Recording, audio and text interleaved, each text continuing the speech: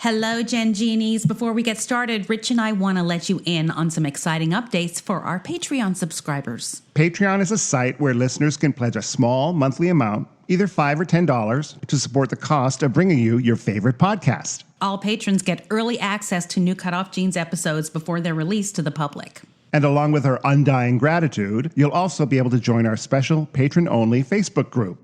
But the most exciting new perk is exclusive access to essays I'm writing from my upcoming memoir. And you guys can help me be editors. New Patreon supporters will also get a shout-out on the podcast. Rich and I enjoy bringing you the CutOff Jeans podcast and would mean so much if you would consider supporting our labor of love. Just go to patreon.com/CutOff Jeans podcast. Thank you all so much, my Gen Genies. And now, on with the show. Is your family tree a mystery? Are you fascinated by genealogy? Well, hip, hip, hooray, let's talk DNA with Julie. The truth is in your genes. In CutOff Jeans. Welcome to CutOff Jeans, the podcast that helps you find your truth using nothing but DNA. I'm Julie Dixon-Jackson. I'm a genetic genealogist, henceforth known as a Gen Genie. And I am Richard Castle, the co-host and producer of this podcast. Welcome to episode 602, Julie. 602, Richard. I have been on an odyssey. Yeah, I bet you have. I can't wait to hear all about it. Well, I'll give you the Reader's Digest version because this is Okay. a DNA podcast. But Yes. my musical, Love Stings, opened Yes. last week. And we had a great audience. We had a great preview audience. And then our opening night was terrific. And the audience gave it a standing ovation. And they loved it. And we had a full house.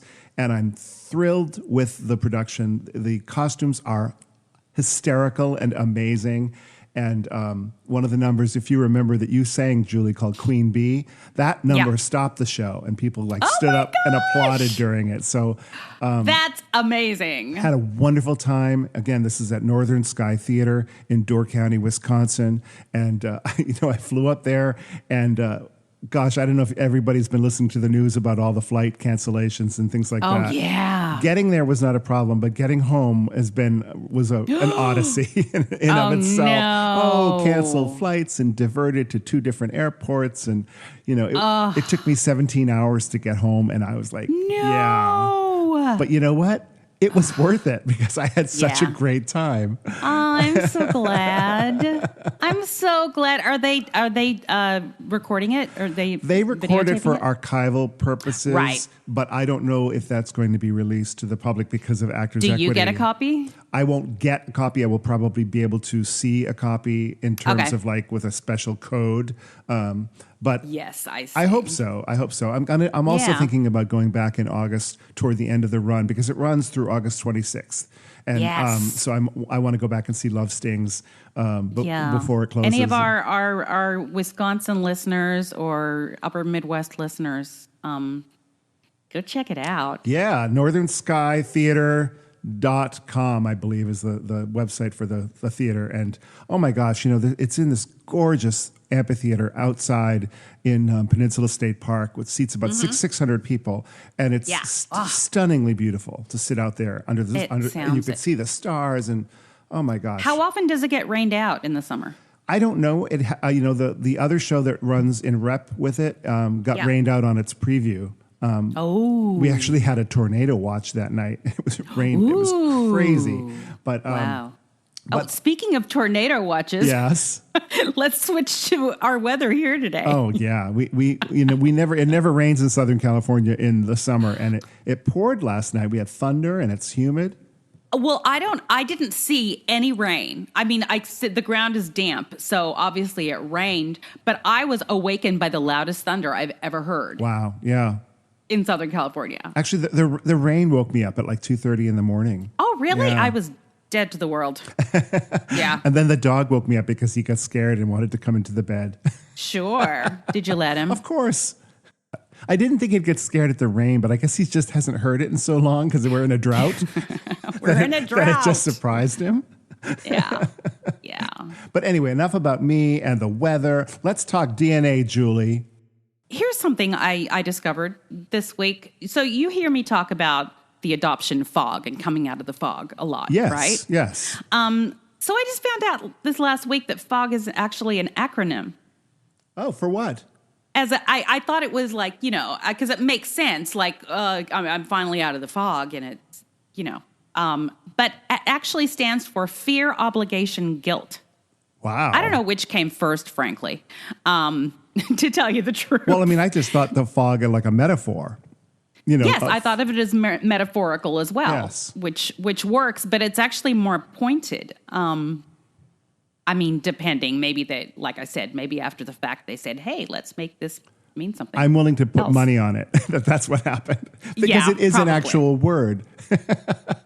and it fits perfectly metaphorically. Yeah, so it doesn't need another meaning. Like you could certainly get what you need out of it. That's true. And when you have True. used it in the past, you've used it in the metaphorical way. Yes, I have. But you know what? It does make sense. The words make sense. Sure. Yeah. Because the fear has to do with the fear of not being loved, the fear of being sent back, the fear of not living up to expectations, which takes me to obligation, which is you feel obliged to always be grateful and to be what they want you to be and all that stuff. And then the guilt is guilt that society puts on you for expressing anything other than utter gratitude and for expressing that you need to know more about your origins. And that guilt is often laid on us, not by our parents, but by society in general. Yeah. Yeah. And speaking as someone who was not adopted, Yeah. it's interesting to hear, like, some of that is something I think that even non-adoptees feel, but what they don't get is the part about the feeling of the rest of society telling you should feel a certain way. Exactly. Because we are told that because we are adopted. Right. Whereas biological people aren't given crap because it's just how they feel and they, Right. if they have a bad situation. And by the way, the fog is not meaning that you're coming out of a bad situation. I did not have a failed adoption. I did not have horrible parents. No. I did not have, I was not abused. I mean, it wasn't great at times and I obviously have issues, but it's not about, you don't have to have had a hellish childhood to be traumatized by being adopted. Of course not. I mean, I always think of coming out of the fog. You could also look at it in a positive way of like coming into the light, like you're sort of seeing things as they are, as opposed to, it's from a better vantage point, Yeah, So, exactly. yeah. It's basically seeing things as they are without the masking. Part of that is just growing up, isn't it? Like just getting older and having that perspective. Don't you think? Well, it is. And that's why most adoptees come out of the fog later in life. Right. I mean, I was well into my 30s when I started to come out of the fog, and that was because of childbirth, really. When I realized what I'd missed and how huge this change in life was for somebody. Right. When you were going through it from a mother's perspective and not from the child's perspective. But seeing how desperately that child needed their mother. Right. Yes. Yes. Yeah. That's fascinating. Anyway, moving on. Let's talk about this from the news. In 1980, 21-year-old Dean and Tina, 17, moved from Florida to Texas with their baby so Dean could pursue carpentry work. Soon after the move, the letters Dean and Tina were writing home abruptly stopped, and that was the last time anybody heard from them, and that was in late October 1980. And they just stopped writing to them. A few months later, Dean's family received a call from a stranger who said she was in Los Angeles and had information about Tina and Dean, as well as a car. A 1978 two-door red burgundy AMC Concorde she wanted to return in exchange for $1,000. So they went to retrieve the vehicle in Daytona Beach, and they were met by several people, including a woman who called herself Sister Susan. Oh, dear. Yeah, that's not a good sign. When anyone calls themselves sister and they're not a nun, I get worried. Exactly. She stated that Tina and Dean had joined their religious group and no longer wanted to have contact with their families. Oh, dear. Cults. The first assistant attorney general of Texas, Brent Webster, tells. This is from People magazine, by the way, this article that I'm primarily quoting. They were also giving up all of their possessions. So that was this family was led to believe that they had abandoned their worldly possessions and their families for this crazy religion. Okay. Fast forward to January of 1981, which is not that much later, the remains of two people were discovered in a heavily wooded area in Harris County near Houston. The man had been beaten, bound, and gagged. I should have done a trigger warning, and the woman was strangled. Authorities were unable to identify the bodies, so they were dubbed the Harris County Does. 30 years later, in 2011, the Harris County Medical Examiner's Office exhumed the bodies to extract DNA to see if they were related. This is 2011, so that was really all they could do, I guess. Those results obviously showed that they were not kin to each other, says Misty Gillis, who is a forensic genealogist with Identifinders International. She teamed up with another forensic genetic genealogist, Allison Peacock, and they began building family trees of the unidentified couple. And this was more recently. That wasn't in 2011. I guess she picked it up later. Within days, relatives of Dean and Tina were identified. She was able to call Dean's sister and find out, yes, they had been missing for 40 years and he was married. But the biggest surprise came when Dean's sister asked what happened to the couple's baby, Holly Marie. That was the biggest shock I'd ever had in my life, says Peacock. We were focused on finding them. It didn't occur to us that they would have a child. And so the search began for Holly Marie. In January, when the Texas Attorney General's newly formed cold case task force, which was set up to tackle the state's 20,000 unsolved murders, decided to help investigate the disappearance of Holly Marie. A few months later, investigators unraveled some of the pieces and announced last week that Holly Marie, now 42, had been found alive. Wow. Yeah. Investigators learned that Holly Marie was dropped off at an Arizona church by two women who belonged to a nomadic religious group in November of 1980. They indicated the beliefs of their religion included the separation of male and female members, Webster says, practicing vegetarian habits and not using or wearing leather goods. The women indicated that they had given up a baby before at a laundromat, Webster says. And according to Webster, there were sightings of the group in Yuma, Arizona. He said the group was known to travel from Arizona, California, and possibly Texas. So last week, law enforcement notified Holly Marie of the identities of her parents and her relatives. She spoke to her biological family's members over video conference later that day on what would have been Dean's 63rd birthday. So she was Dean's adopted sister, then. She was adopted Yes. after she had been surrendered at this church by this religious group. Gotcha. Yeah, she was then adopted out. And her adoptive parents are not suspects in any of this. They're not, from what I've heard. Yeah. So Dean's sister is like saying that it's like having a part of her brother back, and Holly Marie has a smile like her mother, and they haven't met in person yet. She said, I just wish that she could have experienced his love and what he was about. Unfortunately, she didn't get that opportunity, so that's a tough thing. And that Tina was just really devoted to her. After Holly was found, Dean and Tina Lynn Klaus Memorial Fund was set up by Peacock and Holly and Dean's families.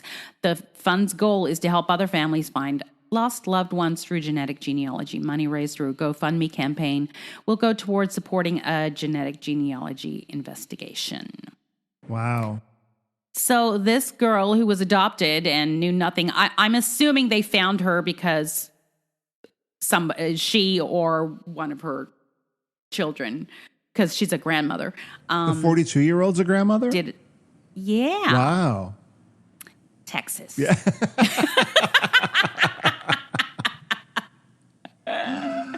Sorry, Texas, but Texas. No, I mean, you can be a grandmother at 42. It's just, it's not not common. Yeah. It's not common where we live. But, what I want to know is, and there's probably a lot more to this story that we're hearing, but when that couple back in, what was it, 1980, stopped writing, and then did the family members that they were writing to just accept that they didn't want to have anything to do with them and didn't even try to investigate? Because I mean, yeah, I guess so. I don't. It's not spelled out here at all. They just kind of took it as and they gave them $1,000 for their car. And I mean, to me, this sounds like they need to investigate a crime because this couple was obviously killed. Well, yeah, they are now. And the baby was taken from them. Yeah. I find it very weird that just, a month after this happened, 2 bodies were found in Texas, and they never connected the missing couple. So I guess they never reported them as missing. Maybe because I don't know. I mean, yeah. I don't know why, but I feel like the 70s and 80s was like a big time for cults, maybe 60s, 70s, and 80s. I always remember hearing about I think any time is a big time for cults, but yes, especially them. Yes. I mean, there's a lot of cults right now. Oh, yeah. The scary part about the cults today is that people can actually reach out through the internet and find each other instead of going to one little specific physical location and starting a commune. The commune is all over the world, you know? Yes. And how, so there might be a lot of crazy sisters and brothers. Right. Don't you remember on the show Soap? Remember Soap? Yes. Billy, Soap. the son, Jessica Tate's son, got involved in a cult because he liked... Was that Billy Crystal? No. Gosh, Jimmy Baio, I think, was the kid. I think yes, Jimmy Baio. Oh, yes. I wonder how Jimmy is. We only hear about I hope Scott. he's better than his brother. But he falls in love with this girl, and she's in a cult. And all right. And maybe that's part of the reason why I think of it as a 70s thing, because Soap took that place was in the maybe 70s. the first. Yeah, and that was maybe the first exposure we had to the concept. Yeah, I mean, and before that, I mean, we were too young, but like the Manson clan or Manson family was a cult. Yeah, and I remember the Branch Davidian cult and all of that. Oh my gosh, the Branch Davidians, and also the Jim Jones. Yeah, the Jim Jones. Yeah. That was the first time for me that I realized that it was not just a TV thing. I would like to think that I'm strong-willed enough to resist a cult because I am absolutely. I'm so I don't know. I have issues with trust. Yes. No. I can't. I am not one of those people. But I wonder then, because I hear I hear people say, "Oh, it doesn't matter. I also had issues with trust, or I also was skeptical." But there was something about being surrounded by it that you feel like, I don't know. It's just I mean, mob mentality is definitely a thing, and group mentality. But I have never been. I mean, I've tried religion before. I dabbled in Christianity in my early 20s, and it just was not something that I ever could have been sucked into, and that ever, for me, felt like it was my path. Right. So yeah, I wonder if there's something to be said. You know how those live shows where they hypnotize audience members and they bring them up. There's something I did a thing for Disney in Canada a few years ago, and we shared the stage with this hypnotist who would pick people out of the audience. And it has something to do with they touch their hand or they raise their hand to see, and they can tell whether or not they're hypnotizable. Really? I wonder if that is something. Although he had told Disney that the Disney people, because I was working for Disney, he wanted to hypnotize Mickey Mouse, which Disney would not allow, of course. And he also wanted to try hypnotizing me. But I don't know if he had, I don't remember him touching me. But anyway, I don't think I'm hypnotizable. Wow. As either.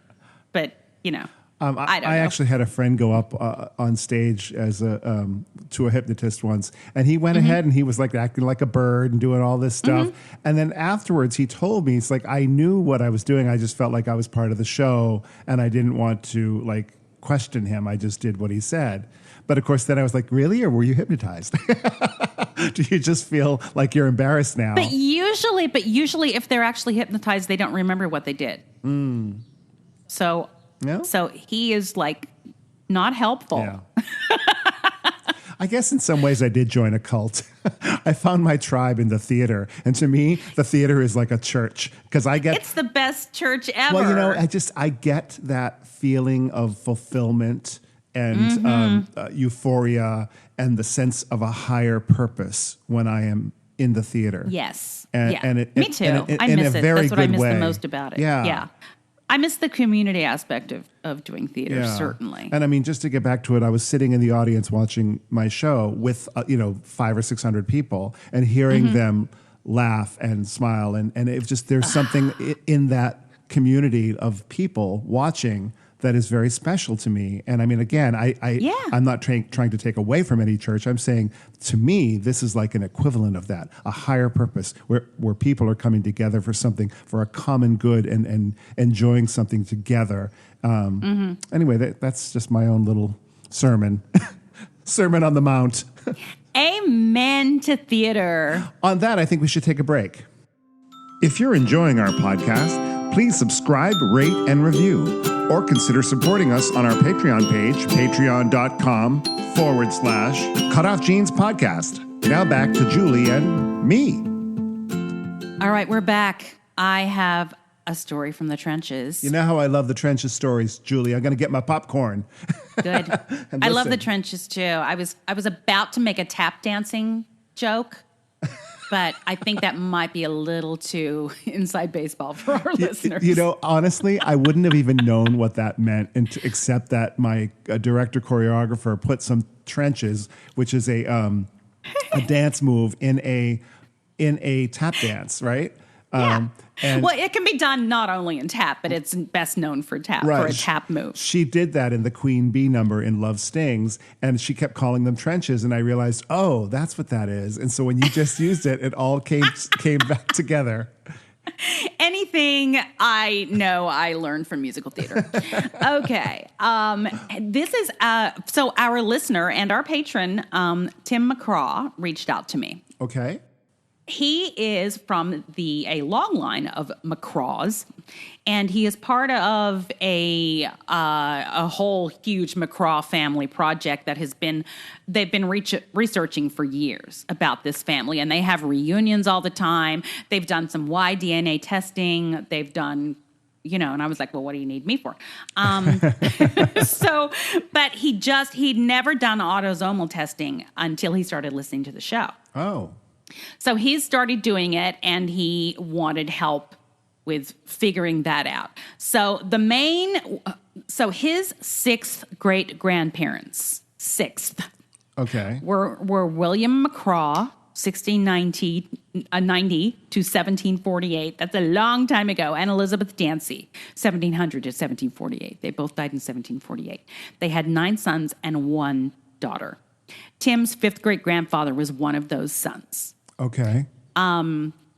So he asked me to see if I can confirm DNA matches that are descended from each of those sons and a daughter.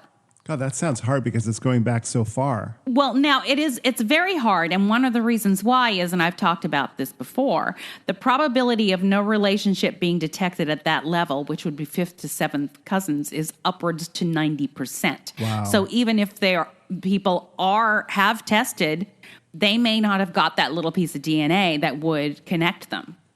Sure, yeah. Okay, so just to go over the probability of no detectable, after you get to a second cousin once removed, you're at 0.10% of not matching, and it exponentially gets higher and higher. Fourth cousin is 30%. Fifth cousin is 69%. Sixth cousin is 89.9%. Sixth cousin once removed, which is what most of them would be, is 94.4%. So I told him that that's a possibility, but I would be happy to build as much as I could and show him the connections by looking at what the matches trees. Now, also something that I've never done before, because there's such distant matches, I had to focus on the way, way, way, way low matches. Like the highest one that is confirmed is from up there is 21 centimorgans. Mm-hmm. And the lowest one is 9. So I spent many hours. There's a reunion coming up in a few weeks, and he wanted to know who to ask, who were people that were descended from these 9 children or 10 children. From the 1700s. From the 1700s, who claimed that they were descended from them. He wanted the ones that we didn't already have DNA connections to, he would ask them to test to see if by chance they would match. Oh, okay. Get it? Yeah. Right. So, how did as it of go? now, well, it took a long time, and I'm still doing it. As of now, I've confirmed 6. Oh, wow. Yeah. That's pretty good. Out of the 10, it's not bad considering, like I said, from so far back, I'm getting matches. This is a huge family. He has so many matches. But I have confirmed, obviously, there are lots and lots and lots of the higher matches are from his 5th great-grandfather. But there's also several from the other brothers, and especially the 3. They were curious about the 3 youngest, who were born in 1735 to 1740 something. But the 3 youngest were obviously very young when their parents died, and they were sent to live with other people. Obviously, I'm not exactly sure why they're not sure if those are their kids, but well, there's also the chance, I guess, in some way that like out There's of 10 always a kids chance. that like they didn't have kids or they died young or that kind of thing, right? I mean, we have there's been some pretty good research already done. In fact, a book has been written about this family. okay. So a lot of good research has been done. There's a will in there that we can, it looks like the oldest son was the executor.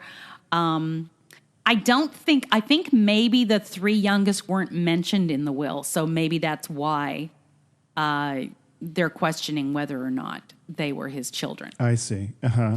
But I think they were. I was able to figure out 6 of them and how they connect, and then I put them in the tree and I showed them the path as to how they connect. And I did this. Most of them don't go all the way up. So I have to build their tree out on his tree. Oh my gosh. To eventually find the connection. This makes my head hurt.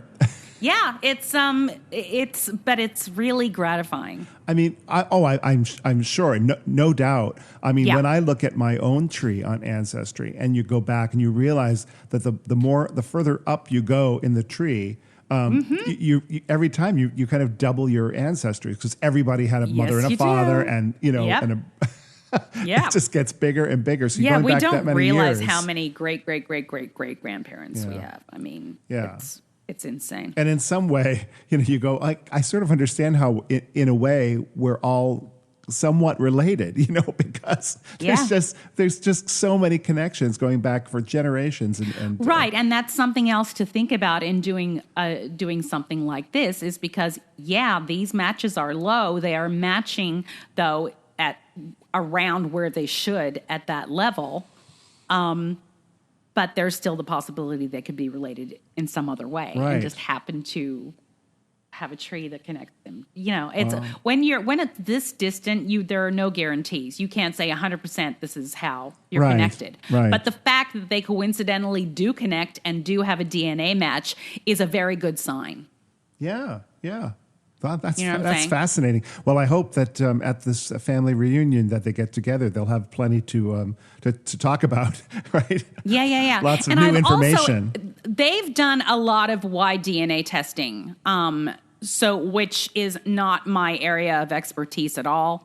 And I've told him that he should definitely consult somebody who focuses on figuring out what all of that means, because that's not my area in any way. I'm an autosomal girl. You've just given me a great title of a song that I can write for you, Julie, that you can perform. Say it. I'm an autosomal girl. It's like no one else is going to have a song with. I'm an autosomal girl. Yeah, it's like material girl, but in DNA. Let's make some gold. Shall we take a break? I think we shall. Okay. Thank you for listening to CutOff Genes with Julie Dixon Jackson and Richard Castle. You can support us by going to patreon.com/CutOff Genes podcast. Now, back to the program. All right, it is story time. Story time. Everybody's favorite. This is part 2 of my conversation with Lorah Gerald. When last we spoke to Lorah, she had told us of finding her biological mother and was threatened with a cease and desist if she contacted her, and she did continue to try to contact her, but did not have contact, which really sucks. And now she's on to her father, and she has written to the address that she had a private investigator find, I think, for her father, but never had any response, and until now. Oh, let's listen in. About a year after all of that, I got an email from a woman saying, "Hi, I got your letter to Ken. Are you still looking for him?" And I said, yes. And I explained that I thought he could be my father. And that's why I was writing. And she was instantly just overwhelmed with, I have to get you all together. Oh. It was his stepdaughter. Okay. He and his wife, she has dementia and Alzheimer's really bad. And she is in an Alzheimer's treatment center. He is in a nursing home. She was taking care of the house. Okay. And it was like, I want to say a month or two before the first letter I had sent him, he had had a stroke and had fallen and been in the floor for such a long time that when they found him, they said he is going to pass. Oh, wow. And they needed to know who was going to say do something or not do something. Right. That's where they were at that moment. Right. And my stepsister had to reach out to my biological sister, who does not have a relationship with her father, to say, do you want him resuscitated or not? And she did. Okay. So basically, my biological sister that didn't even know about me saved him so I could speak to him. Oh, wow. Yes. Yes, because he spent that full year recovering. And guess what? That man could speak to me on video and saw me when I went to go see him. Oh, wow. That's great. He is blind in one eye. My dad had the same kind of stroke. Yeah, blind in one eye, and his one hand doesn't work very well. But yeah, he speaks to me on video chat. That's amazing.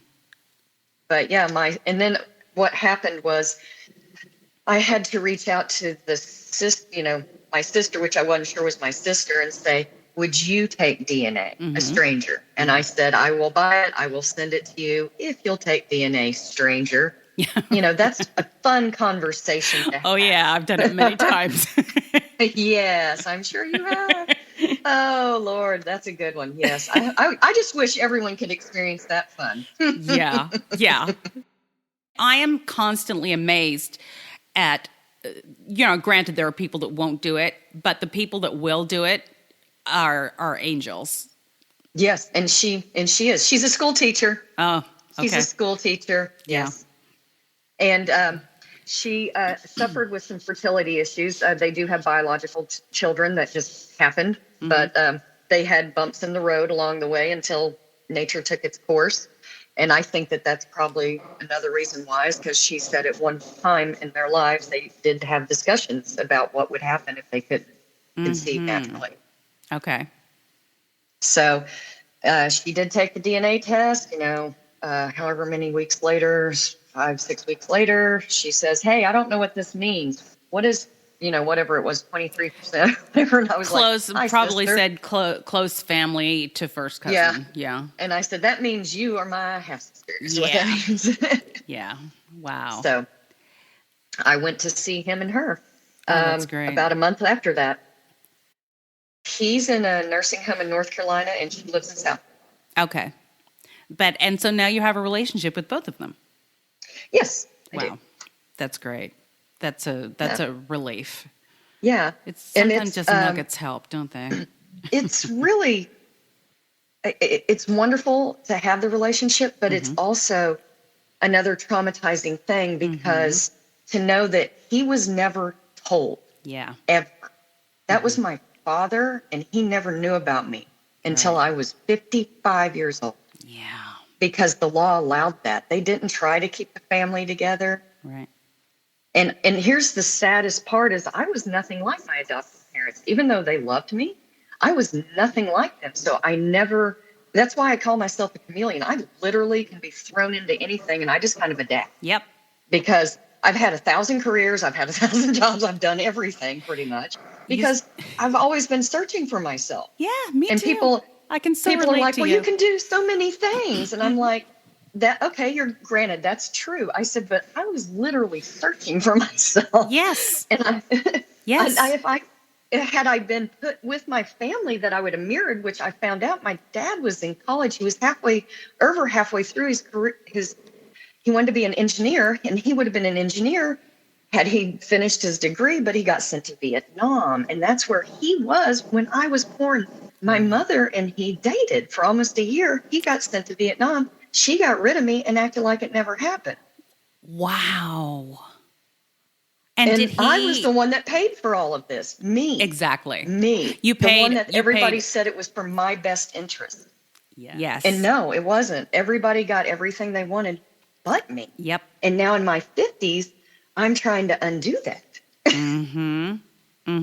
So much of what Yeah. you're saying is you could be me. It's just, Yeah. you know, This story, that's, you have, for me, I feel like, I mean, this isn't about me, but my constant desire to be good at something so that somebody would be proud of me has like become my obsession, and I can't stop doing it. It's like I'm an overachiever, but the things I achieved in were things that my parents weren't interested in.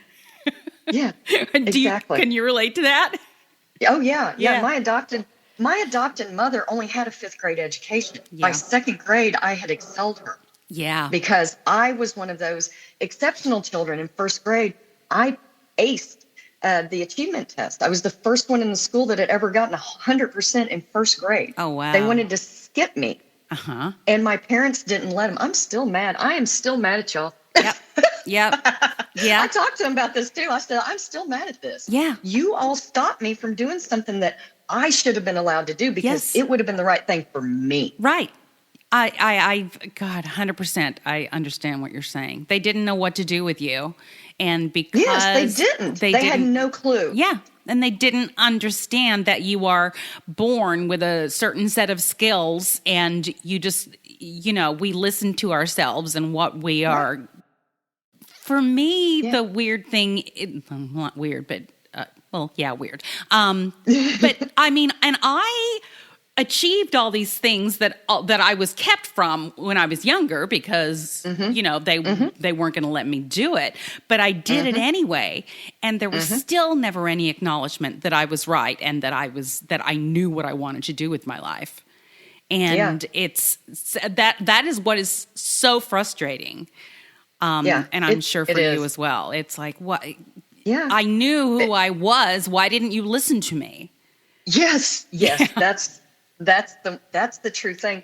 And this is I just want to say something. This is not to shame adoptive parents in any way or cause guilt or anything. This is to let us speak our truth and to hopefully let people know what is happening so that it doesn't happen in the future. We have to make this better. Yep. There are too many of mine and your story. You know what I mean? Yes. There's too many of our stories. Yeah. And it shouldn't be like this. It should not be like this. Yeah.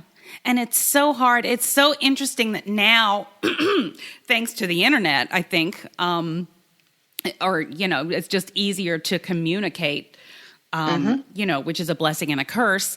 Right. Obviously. Yes. Obviously. Yes, it is. It is what you put into it. Yes. Yes. What I say. Yes. But, you know, what we're constantly getting is blowback from people who think they're being attacked because Right. they've been fed this narrative that adoption is nothing but beautiful.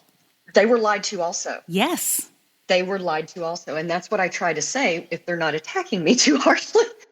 That adoptive parents were lied to also because they were told babies are blank slates and that, they didn't need any trauma informed therapy or anything like that. And most people, or a lot of people, I don't know if it's most, I don't know the actual statistics, but a lot of people are infertile or have had, infant miscarriages, deaths, things like that. So they have their own traumas before they even adopt. Right. And they need help also before they adopt and take on a child that once it is separated from its mother is going to have trauma. Now, that's what a lot of people, this is where they go, adoption isn't trauma. Right. All adoption is trauma. The reaction to it will vary between adoptees. Right. So that's where, some adoptees are like, I'm fine. And it's like, okay, you may be. There was a trauma that happened. Now, how you react to it, that's your response. This is this response. Everybody has a different reaction to it. Yes. But it's there. It's still there. Right. Right. And Right. that's the language that I think people have a little issue with. Right. They think that trauma is something that's a bad memory. Right. When what it is a physiological memory. Right. And it actually alters the brain chemistry of adoptees because it's a repeated trauma also. Yes. And that's why I work with Kundalini yoga and I do the donation-based yogas to help people work those traumas out and move that energy. I'm going to have to do that. I'm going to do that. How often do you do it? Yes, we do them. Our classes are 45 minutes, and I do them every Sunday at 10 a.m. And this is Central Time. Okay. And I do them Tuesdays at 12 p.m. And then I have a once a month adoptee-only group. So it's just a bunch of adoptees. And then we after we do our yoga, we all sit around and kind of talk. Oh, and have a little group afterwards. That's great. Yeah. Yeah, so I'm going to have to do that. I definitely need to. Yeah, it once you start moving the energy and calming your mind, you truly do understand how trauma is trapped in the body and how cognitive therapy is great, but it will never, ever move that trauma out because it literally is a physical, energetic part of you that needs to integrate into you. Yeah. And people are just, they see it as separate, but you have to put it in you. Just like when you lose someone that you love, that grief is now a part of you. It doesn't go away. It's just part of you, and it integrates in. At first, it's traumatic, but with time and work, it just becomes a part of you. And the memory, as you see it, instead of, being overwhelmed in that grief and that loss, you can just see it as part of a feeling. And it's like you see it floating by instead of attaching to it and reacting to it. Wow. Okay. Yeah. I have to do that. I really have to do that. Oh, I hope so. I hope you join us. We have good groups. And there's adoptees and non-adoptees, of course, on Sundays and Tuesdays, but then the adoptee-only group, we stay and chat. Right. Oh, that's amazing. That's so great. Do you have anything else for us that you'd like to promote, to talk about? I do have a social media class coming up this Wednesday, and I had this thought because I had helped another adoptee here where I live in Tulsa.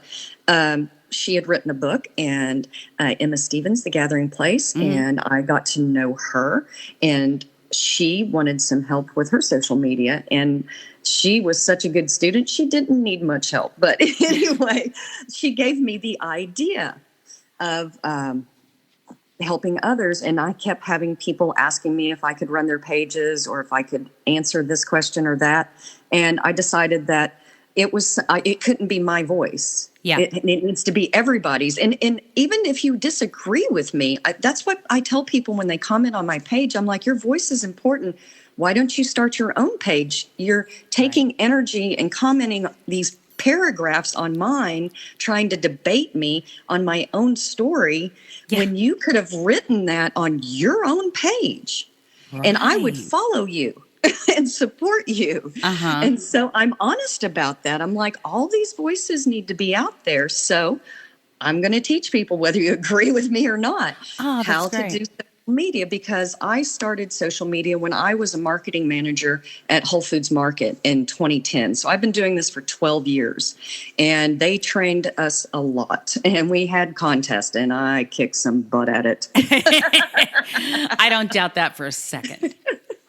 Wow. And again, social media is such a huge animal. This is a 101 class, getting your page set up. And I've got several topics we'll go over. And then if it takes off, if we need to do just a Canva one or something like that, right. We do different ones. Yeah. Well, this is probably, it's going to already have happened by the time this airs. But the fact that you do that, and hopefully there'll be others. I want to encourage our listeners to follow you. And thank you. Yeah, gosh. Wow, great story. Like I said, you're preaching to the choir, but the more of us that speak out, the more impact we're going to have, and hopefully, the pushback will become less and less, and we'll be able to make some change for good within the domestic and, international adoption community. Correct. Yeah. Especially since they are pushing adoption as this positive thing, and could potentially become that more domestic infant supply. Yes, yes. That I love those words.